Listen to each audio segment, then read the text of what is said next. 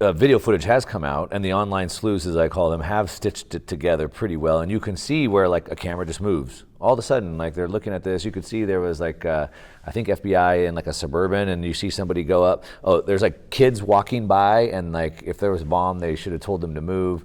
And then the bomb itself, I believe, you could see like the device, the triggers on that device, which is exactly what like the FBI uses in all their trainings. I think something like that. Yeah, right? and I haven't validated that specific information, and Whether it was true or not. Yeah. I know that you can argue that there was actually something weirdly similar actually about the January 6th explosive devices that came out from the Federal Explosives report that was done on it. I remember there being sort of strange similarities there, but you don't know if that's because an informant gave it to that person, or if there's something standard that's used by feds, but it's also used by people who are in the civilian class, or if it's something that can be purchased.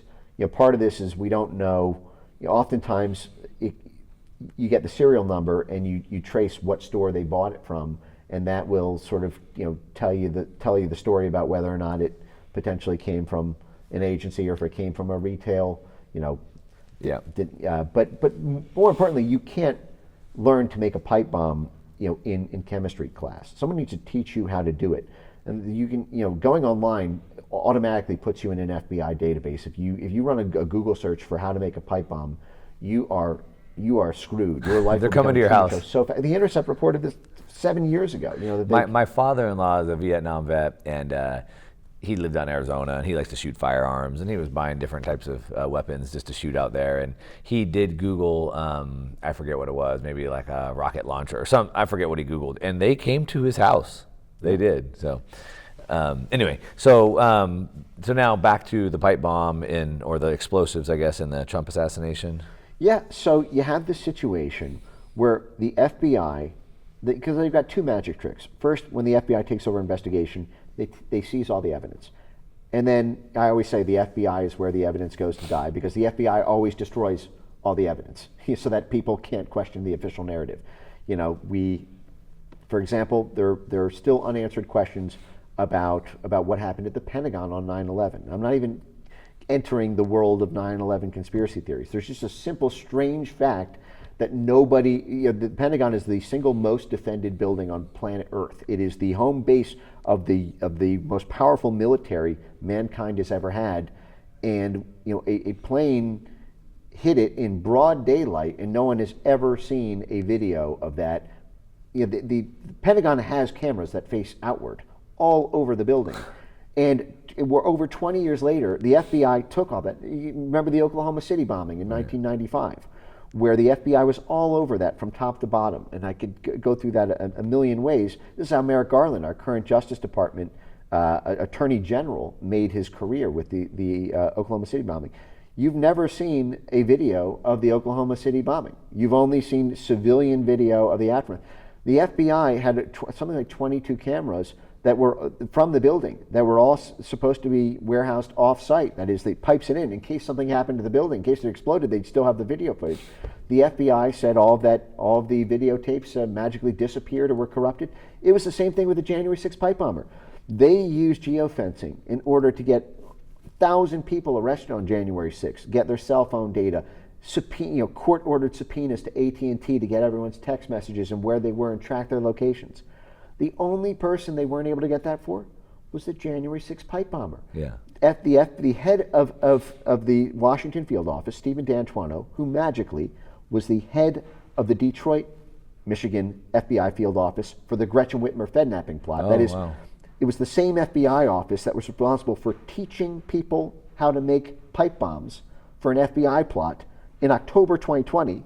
That guy was magically transported from the Siberia office. That's what the nickname for the Detroit office is at the FBI. They called the Detroit office the Siberia office because how far away it is from the power structure of. He gets this magic promotion to the head of the Washington D.C. field office, the biggest field office, in December, just 1 month before the January 6th affair, and then lo and behold, Stephen D'Antuono comes out, and he only admits this after he had left the FBI, by the way, when he was interviewed afterwards.